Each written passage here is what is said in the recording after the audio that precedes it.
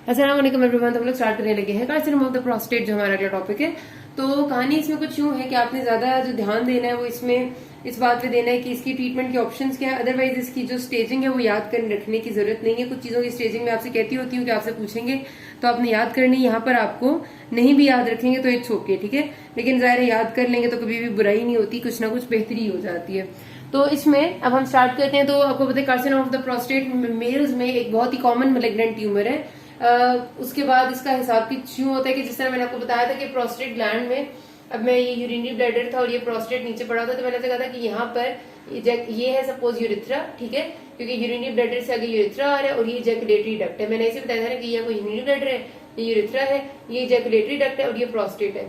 इस जोन को मैंने आपसे कहा था ट्रांजिशनल जोन कहते हैं, जिसमें बीपीएच मोस्ट कॉमनली होता है। और जो आपकी बाहर वाली जोन होती है पेरिफेरल जोन, इसमें आपका मोस्ट कॉमनली कैंसर होता है। तो कैंसर की वजह से आपका जो बीपीएच होता है वो आपका इनर ट्रांजिशनल जोन में होता है। इसकी वजह से उसके जो यूरिथ्रा के कंप्रेस करने के सिम्टम्स हैं बहुत जल्दी आते हैं। लेकिन कार्सिनोमा आपकी पेरिफेरीज में, पेरिफेरल जोन में होता है, तो इसके वो अंदर वाली बात इसमें नहीं होती। इसी वजह से इसको हम ट्रांस यूरिथ्रल रिजेक्शन कर भी नहीं सकते कार्सिनोमा के लिए, मतलब फायदा नहीं होता। तो ये आपने एक बात ध्यान में रखनी है कि पेरिफेरल जोन में। उसके बाद वही है कि कहते हैं रिस्क फैक्टर्स में कुछ रेसेस में ये कॉमन है। हाई फैट इंटेक यानी ओबीस लोगों में थोड़ा सा कॉमन होता है। और उसके अलावा फैमिली हिस्ट्री जब भी किसी में कैंसर की होती है तो चांस बढ़ जाता है। Nothing very important. स्प्रेड की बात करें तो कैंसर हमेशा 3 तरीके से स्प्रेड करते हैं। एक होती है डायरेक्ट स्प्रेड, यानी कि जो वो ऊपर जाएगा, डेफिनेट सी बात है, यहाँ से वो ऊपर जाएगा तो आपके ब्लैडर नेक को, फिर पीछे और जाएगा तो आपको पता है कि ब्लैडर में, यूरिनरी ब्लैडर में से ट्राइगोन होती है पीछे करके बनी हुई पोस्टीरियर वॉल में, ठीक है। तो ब्लैडर ट्राइगोन इन्वॉल्व हो जाएगी, ब्लैडर नेक इन्वॉल्व हो जाएगी और पीछे जाएगा तो यूरिटर की ओपनिंग्स तक इनक्लोज करेगा, यूरिटर की ओपनिंग्स को इनक्लोज कर देगा। जहां जहां इनक्लोज करता जाएगा वहां प्रेशर के सिम्टम्स आएंगे और पेशेंट को हो सकता है कि यूरिटर्स कंप्रेस हो जाए, हाइड्रो यूरिटर, या फिर उसे हाइड्रो नेफ्रोसिस डेवलप हो जाए, ठीक है। तो ये बड़ी कॉमन सी बात होती है इसके साथ। अच्छा, उसके साथ अगर नीचे की तरफ ग्रो करेगा, अगर ये कैंसर डायरेक्ट स्प्रेड इसके नीचे होगी तो यूरिथ्रा के ऊपर इनक्रोच करता जाएगा, आपके स्फिंक्टर के ऊपर जा सकता है। पीछे की तरफ जाएगा तो आपको पीछे रेक्टम पड़ा होता है। फीमेल्स में तो ये हो नहीं सकता, इस वजह से वजाना की बात आएगी। मेल्स की बात है तो मेल्स में पीछे रेक्टम पड़ा हुआ है, रेक्टम के ऊपर भी जा सकता है। लेकिन रेक्टम और प्रोस्टेट के दरमियान जो फेशिया ऑफ डेननवेलर्स होता है उसकी वजह से थोड़ा सा प्रोटेक्शन रहती है। दूसरी स्प्रेड इसकी हिमेटोजीनस है, ब्लड के थ्रू बहुत कॉमनली ये स्प्रेड कर जाता होता है। बोन्स में बहुत ज्यादा इसका स्प्रेड है और बोन्स में भी जो आपकी लोअर स्पाइन है, ठीक है, जो आपकी रीढ़ की हड्डी है लोअर पोर्शन की, वो वर्टेब्रेज इनमें बहुत कॉमनली चला जाता है। उसके बाद फिर स्टर्नम, स्कल, लंग्स, वहां पर सब भी जाते हैं। लिम्फेटिक स्प्रेड भी इसकी होती है, जो ज़ाहिर आपके लोकल लिम्फ नोड्स है और जो बाकी लिम्फ नोड्स है वहां भी। तो इसमें कोई ऐसी मुश्किल बात नहीं, कोई ऐसी इंपॉर्टेंट बात भी बहुत ज्यादा नहीं है। बस एक बात ये वाली याद रखनी है कि हिमेटोजीनस स्प्रेड में ये एक बहुत ही बोन लविंग ट्यूमर होता है, बोन्स में बहुत जल्दी जाता है और सबसे पहले आपकी वर्टेब्रे ही इन्वॉल्व होती है, ठीक है। तो अक्सर बात एमसीक्यू आ जाता है कि मोस्ट कॉमनली कौन सी बोन इन्वॉल्व होती है, तो वर्टेब्रेज होती है आपकी इसमें, और इसको बोन लविंग ट्यूमर भी कहते हैं। अच्छा, स्टेजिंग में देन स्टेजिंग की बात कीजिए तो उसी तरह से T0 से शुरू होता है और T4 तक जाता है, जिसमें T0 होगा कि ट्यूमर मिला नहीं, T1 वो होता है कि ट्यूमर बहुत थोड़ा है आपने लेकिन नॉट पैल्पेबल है, ठीक है। T2 में पैल्पेबल ट्यूमर आ जाता है कभी एक लोब में या दूसरे लोब में। T3 में होता है कि प्रोस्टेट के कैप्सूल को भी इन्वॉल्व हो गया और T4 का मतलब होता है कि एडजेसेंट स्ट्रक्चर्स में भी चला गया, ठीक है। उसकी फिर सब क्लासिफिकेशन भी है, T1A, 1B, 1C। ऑनेस्ट सी बात है, बहुत ही रेयर कोई ऑप्शन आता है चांस के कोई पूछ ले। लेकिन फिर वही बात मैं आपसे कहूंगी कि अपना आपको सेफ रखने के लिए इतना हाली कर लिया करें कि एटलीस्ट T1 का पता हो, T2 का पता हो, T3 का पता हो, T4 का पता हो। 1B, 1C का नहीं भी पता है तो इट्स ओके। आपको मोटा सा तो पता हो ना, मोटा सा भी मैंने बोल भी दिया कि जो मैंने बोला एग्जैक्टली वही था, आप पीछे करके देख ले कि क्या क्या चीजें उसमें आ रही है, ठीक है। अच्छा, ग्रेडिंग जो होती है ना प्रोस्टेट कैंसर की, आपको पहले भी शायद आपने पढ़ा होगा, बल्कि यकीनन पढ़ा होगा कि ग्लिसन स्कोरिंग सिस्टम से ग्रेडिंग होती है। क्योंकि देखा ये गया था कि जब हम हिस्टोपैथोलॉजी करते हैं आप किसी भी प्रोस्टेट के कैंसर की या ट्यूमर की, तो उसमें अक्सर औकात एक जैसे तरह का पैटर्न नहीं मिल रहा होता, बल्कि कोई ना कोई 2 पैटर्न्स अक्सर प्रीडोमिनेट कर रहे होते हैं। जैसे ग्रेडिंग में हम क्या देखते हैं, हम सेल्स की शक्ल देखते हैं कि वेल डिफरेंशिएटेड है, मॉडरेटली डिफरेंशिएटेड है या पुअरली डिफरेंशिएटेड है। और हर कैंसर का उसके हिसाब से हम क्राइटेरिया हमने बनाया होता है कि सेल्स जिसमें ग्लैंडुलर इस तरह के ज्यादा होंगे, स्पेसिंग ज्यादा हो जाएगी, उनकी शेप ज्यादा डिस्मॉर्फिक हो जाएंगे, उनमें उनको हम ज्यादा पुअरली डिफरेंशिएटेड की तरफ लेके जाते हैं, ठीक है। तो ग्लिसन स्कोरिंग सिस्टम इसलिए एडवाइस किया गया था क्योंकि जब प्रोस्टेट ट्यूमर की हम हिस्टोपैथोलॉजी करते थे तो हमें कोई एक पैटर्न नहीं नजर आता था। मतलब हमें नजर आया सपोज कि आधा ऐसी स्लाइड थी जिसमें हमें सेल्स मिले जो कि थोड़े से हमें लग रहा था वेल डिफरेंशिएटेड कैटेगरी में आ रहे हैं, लेकिन जो बाकी कुछ स्लाइड थी उसमें हमें बहुत पुअरली डिफरेंशिएटेड सेल्स भी मिले। तो इसलिए ग्लिसन स्कोरिंग सिस्टम क्या करते हैं कि कोई भी दो जो आपके पैटर्न्स नजर आ रहे होते हैं उनको आप उस हिसाब से नंबर देते हैं। सपोज ये वाला पैटर्न का नंबर 2 था और इस वाले पैटर्न का नंबर 5 था, और उनको प्लस कर देते हैं और ग्लिसन का स्कोर आ जाता है। फिर ग्लिसन के स्कोर के हिसाब से कहते हैं कि ग्लिसन का स्कोर अगर लेस देन 7 है, इसका मतलब है कि अच्छा प्रोग्नोसिस हो सकता है। 7 या उससे ऊपर स्कोर हो जाए तो पुअर प्रोग्नोसिस होता है, और 9 तक चला जाए तो काफी बुरा कंडीशन होती है। तो इस तरह से मतलब ग्लिसन स्कोरिंग सिस्टम होता है। बहुत डिटेल में मैं इस वजह से नहीं बता रही कि ज्यादा टाइम नहीं है और ये पुरानी पैथोलॉजी की बातें हैं। और अगर वैसे मैं फिर से बीच में एक और बात बताऊं कि अगर एक ही पैटर्न मिले ना हमें पूरे कैंसर में, 2 तरह के ना मिले, तो जो एक ही पैटर्न का नंबर होता है, सपोज मुझे सारा वेल डिफरेंशिएटेड मिला है, तो वेल डिफरेंशिएटेड का नंबर मैंने 2 लिखा हुआ है, तो मैं 2+2 कर दूंगी, मैं खाली 2 तब भी नहीं करूंगी। ग्लिसन सिस्टम है ही है कि आपने 2+2 जरूर करना है, आपने प्लस जरूर करना है, ठीक है। याद रखना ये आपसे अगर प्रोस्टेट कैंसर आता है तो ग्लिसन सिस्टम आपसे वाइवा में जरूर पूछते हैं, ये जहन में रखनी बात आपने। अच्छा, क्लिनिकल फीचर्स क्या आते हैं पेशेंट के? फीचर्स आते हैं डिजीज की जो एक्सटेंट है उसके हिसाब से। जो लोकलाइज डिजीज होती है आपकी, जो T1 T2 होती है, यानी कि जो अभी प्रोस्टेट ग्लैंड के अंदर उसके कैप्सूल के अंदर तक है और कैप्सूल इन्वेड नहीं की, उसमें आपके पास जो सिम्टम्स आते हैं वो ज्यादातर बहुत हो जाए तो लोअर यूरिनरी ट्रैक्ट सिम्टम्स, जिनको हम लट्स कहते हैं, जो भी मैंने आपको बीपीएच में पढ़ाया था कि लोअर यूरिनरी ट्रैक्ट सिम्टम्स आपके 2 तरह के होते हैं, या तो स्टोरेज सिम्टम्स हो सकते हैं या ऑब्स्ट्रक्टिव सिम्टम्स हो सकते हैं, ठीक है। और स्टोरेज के जो इरिटेंट सिम्टम्स थे वो भी मैंने आपको पढ़ाए थे, और जो ऑब्स्ट्रक्टिव सिम्टम्स आए थे वो भी पढ़ाए थे, ठीक है। तो ये वही वाले सारे हैं। जब भी आपसे कोई कहेगा ना लट्स या जो लोअर यूरिनरी ट्रैक्ट सिम्टम्स क्या है, तो इसमें सारे वो आपने लिख देने जो मैंने आपको बीपीएच में बता दिए थे। अब दोबारा डिटेल में मैं नहीं जाऊंगी, होता कुछ भी नहीं। यूरिनरी अर्जेंसी फ्रीक्वेंसी, नॉक्टूरिया, वो आ जाएगा, थोड़ा सा आपका जो है वो फ्रीक्वेंसी ज्यादा हो जाती है, थोड़ा इरिटेशन होती है, और डिसयूरिया हो जाएगा, पेन ड्यूरिंग मिक्चुरेशन हो जाता है। देन यू हैव अर्ज इनकॉन्टिनेंस, पुअर स्ट्रीम, हेजिटेंसी, वही सारी बात नहीं, कोई मुश्किल बात नहीं है इसमें। अच्छा, जो लोकलाइज्ड कैंसर है उसमें तो ज्यादा से ज्यादा ये सिम्टम्स आएंगे, इसके अलावा कुछ हो जाएगा तो हेमेटूरिया हो जाएगा, ठीक है, ब्लड एंड यूरिन, उससे ज्यादा कुछ नहीं होता, इसीलिए जल्दी जल्दी डायग्नोज भी नहीं होता। तो जो आपके पास आती है एडवांस डिजीज, जो आपका लोकल एडवांस्ड है, मतलब ये कि T3 कैंसर अगर होगा जो कि कैप्सूल को इन्वेड किया होता है जिसने, और जो T4 है वो जो एडजेसेंट स्ट्रक्चर्स में चला गया, लेकिन अभी भी है लोकली, अभी दूर दूर मेटास्टेसाइज नहीं किया, उसमें फिर क्या होता है, उसमें सबसे पहली जो चीज आती है वो होती है ब्लैडर आउटलेट ऑब्स्ट्रक्शन, जिसको भू कहते हैं, क्योंकि अब कैंसर इतना बड़ा हो गया कि प्रोस्टेट से निकल के ब्लैडर तक चला गया। इसका मतलब है कि सबसे पहले काम ब्लैडर आउटलेट ऑब्स्ट्रक्शन कर देगा, तो आपने ये जरूर लिखना है। और उसके साथ आपका दूसरा काम ये कर रहा होता है कि ये यूरेटर्स को ऑब्स्ट्रक्ट कर सकते हैं, तो रीनल फेलियर एंड हाइड्रोनेफ्रोसिस हो जाता है। और तीसरा काम इसमें जो होता है नया, वो ये होता है कि पेन भी स्टार्ट हो जाती है पेशेंट को, ठीक है। अब आपने बस इतना याद रखना है कि पहली वाली जो कंडीशन थी उसमें कैंसर अपने प्रोस्टेट ग्लैंड के अंदर था, दूसरी जो आई है उसमें अब कैंसर प्रोस्टेट से निकल के आसपास के स्ट्रक्चर्स को इन्वेड कर रहे हैं, इसलिए ये सिम्टम्स आ रहे हैं। तो तीसरी स्टेज होती है मेटास्टेटिक डिजीज होगी, तो उसमें फिर पेशेंट के सिम्टम्स उन जगहों के आएंगे जहां पर इन्वॉल्व, फॉर एग्जाम्पल बोन अगर इन्वॉल्व हो जाती है तो low back pain, severe bone pen और एनीमिया हो जाएगा, क्योंकि जाहिर है बोन मैरो इन्वॉल्व होगी। अगर लंग्स में चला गया तो हेमोप्टिसिस हो सकता है, कफ हो सकती है, ये सिम्टम्स आते हैं। हमने इन्वेस्टिगेट कैसे करना होता है, आप डीआरई करते हैं सबसे पहले। जाहिर है आपको अगर शक होता है आप डिजिटल रेक्टल एग्जामिनेशन करते हैं और आप डीआरई पे प्रोस्टेट को फिंगर से चेक करते हैं। हमेशा मैंने आपको पहले भी बात बताई थी कि बीपीएच में जो इनलार्जमेंट होती है उसमें प्रोस्टेट कभी भी हार्ड और नोडुलर नहीं होता। जो आपका सिंपल बिनाइन प्रोस्टेटिक हाइपरप्लेजिया है उसमें प्रोस्टेट की जो कंसिस्टेंसी है वो फर्म होगी। फर्म और हार्ड में फर्क होता है, ठीक है। फर्म का मतलब है कि सख्त है लेकिन पत्थर की तरह की सख्त नहीं है, बहुत हार्ड नहीं है, और नोडुलर भी नहीं होती, प्लेन स्मूथ होता है। इसमें डीआरई पे आपको हार्ड और नोडुलर फील होता है, ठीक है। ऐसा लगता है जैसे कोई चीज हाथ के आगे खुरदरी महसूस हो रही है, क्रैगी फीलिंग आती है, ठीक है। तो ये जब फीलिंग आती है तो इसमें आपकी कार्सिनोमा की सस्पेशन बहुत ज्यादा हो जाती है। आप करवाते हैं प्रोस्टेट स्पेसिफिक एंटीजन। मैंने आपको पहले बताया था कि PSA is only organ specific, it is not disease specific, ठीक है। तो ये आपका प्रोस्टेट की किसी भी बीमारी में बढ़ जाता है, लेकिन जरूरी नहीं है कि आपका ये जो है वो सिर्फ कार्सिनोमा में बढ़े। लेकिन कार्सिनोमा इस वजह से हम पीएसए से ज्यादा वो करते हैं क्योंकि पीएसए कार्सिनोमा में बहुत ज्यादा बढ़ावा होता है। मतलब नॉर्मल लेवल इसका है ना 4 नैनोग्राम्स पर एमएल से कम होना चाहिए, वो उसका नॉर्मल होता है, ठीक है। अगर आप 10 से भी ज्यादा हो जाते हैं ना, 10 नैनोग्राम पर एमएल से भी ज्यादा, तो भी हम कहते हैं कि कैंसर हो सकता है पेशेंट को। लेकिन अक्सर औकात पेशेंट का ये 90-100 तक पहुंचा होता है कार्सिनोमा के, तो जिसकी बात होती है सस्पेशन होता है कि बहुत स्ट्रांगली कि कैंसर है। फिर आपने क्या करना होता है कि आप ऊपर से अल्ट्रासाउंड कराएं, उसका इतना फायदा नहीं होता। ट्रांस रेक्टल अल्ट्रासाउंड कराई जाए तो आपको पता है रेक्टम वाली जगह, क्योंकि हमारा अगर साइड व्यू से दिखाऊं तो ये आपका यूरिनरी ब्लैडर है, ठीक है। ये नीचे यूरिथ्रा आया और ये प्रोस्टेट पड़ा है, साइड व्यू से हम देख रहे हैं। तो पीछे आपकी सिग्मोइड कॉलन और रेक्टम और एनल केनाल आ जाती है, ठीक है। यहाँ पर ये एक ओपनिंग होती है, ये यूरिथ्रा की ओपनिंग होती है। तो अगर आप यहाँ से रेक्टम से अल्ट्रासाउंड वाला प्रोब लेके जाएंगे और यहाँ से आप अल्ट्रासाउंड करेंगे तो ये इतने करीब होते हैं कि वो इसकी प्रोस्टेट के साथ टच होके इसका अल्ट्रासाउंड बहुत अच्छा से होता है।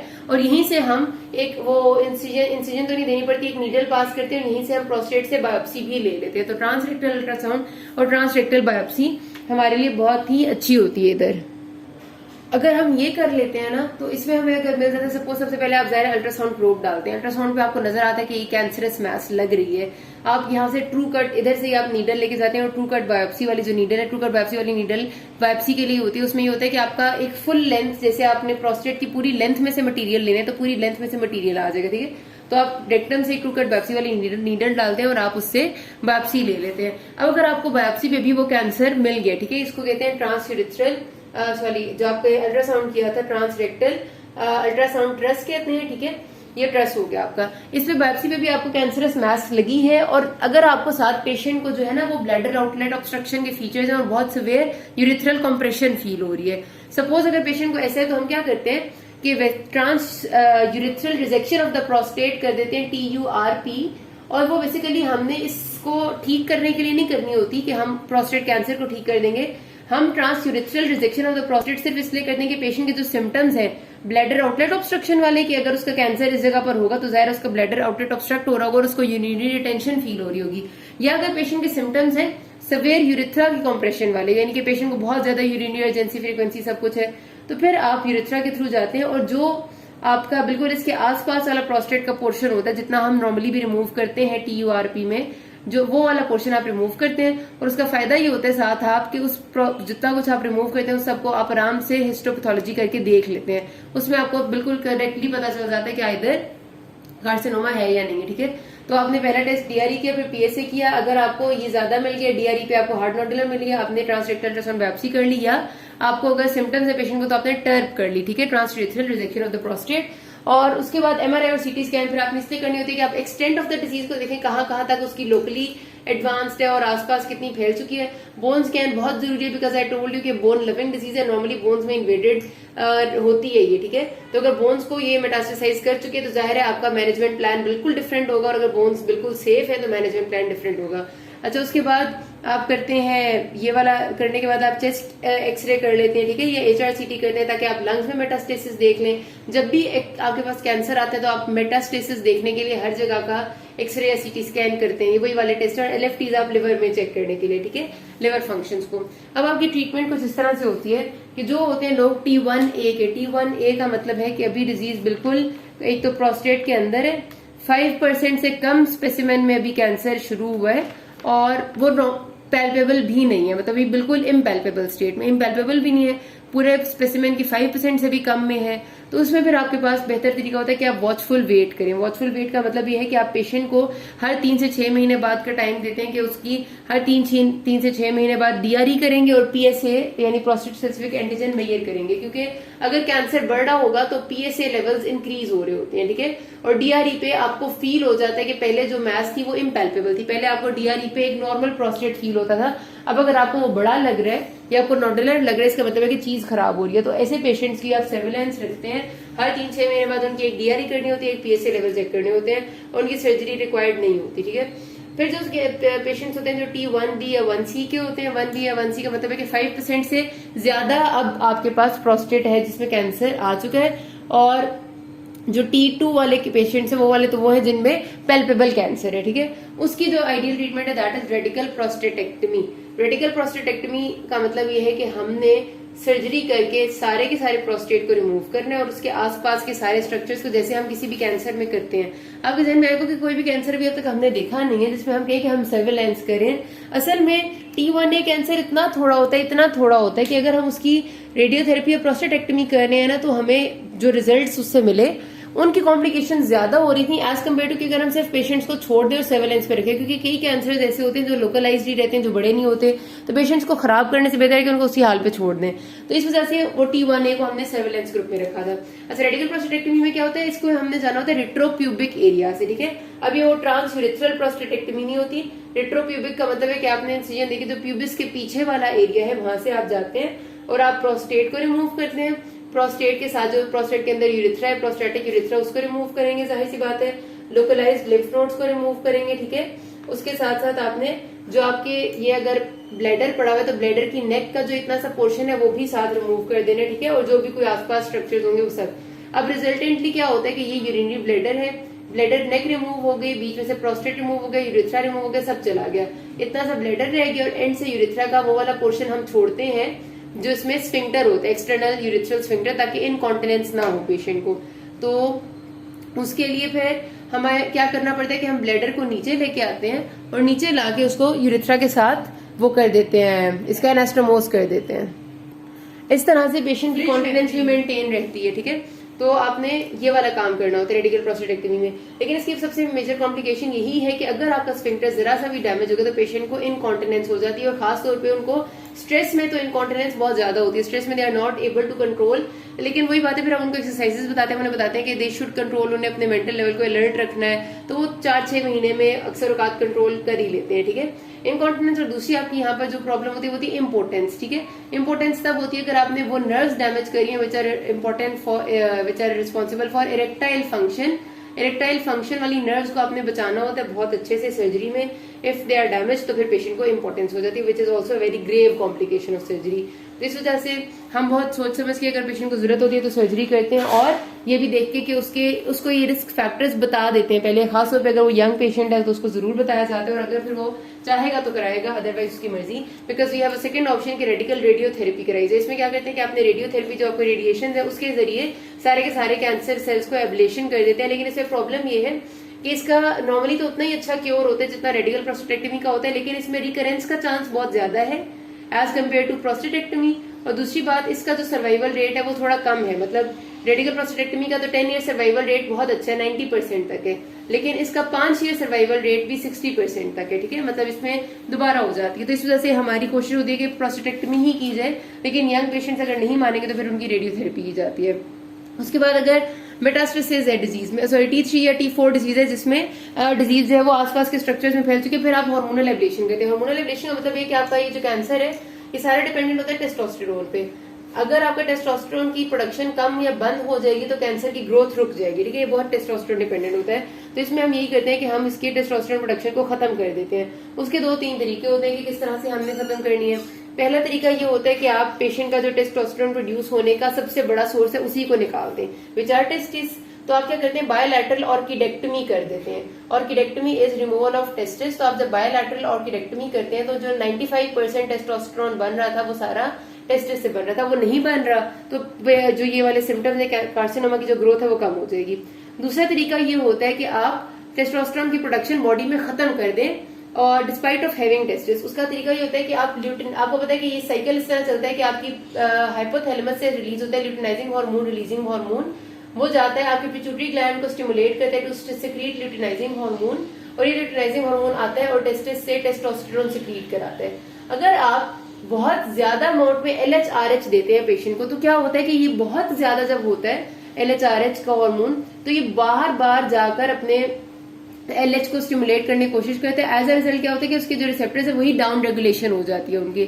जब बहुत ज्यादा LHRH की वजह से उसके जो रिसेप्टर्स डाउन रेगुलेट हो जाते हैं तो फिर ना LHRH बनता है, ना ल्यूटिनाइजिंग हार्मोन बनता है और ना टेस्टोस्टेरोन बनता है। तो शुरू के 10 दिन ऐसे होते हैं जिसमें क्योंकि आप बहुत ज्यादा अमाउंट में देते हैं तो बहुत ज्यादा टेस्टोस्टेरोन बनता है, तो उसको आपने फिर एंटी एंड्रोजेंस मेडिसिन दे के कंट्रोल करना होता है शुरू के 10 दिन में, जिसमें फ्लूटामाइड एंड बिग्लूटामाइड आता है। और जो LHRH एगोनिस्ट ड्रग्स होती हैं आपकी गोसरेनिन और लेप्रोलामाइड, वो बेसिकली आप देते हैं विच आर लाइक LHRH, जो उसके रिसेप्टर्स को डाउन रेगुलेट कर देती हैं और फिर ये सारा सिलसिला ही खत्म हो जाता है।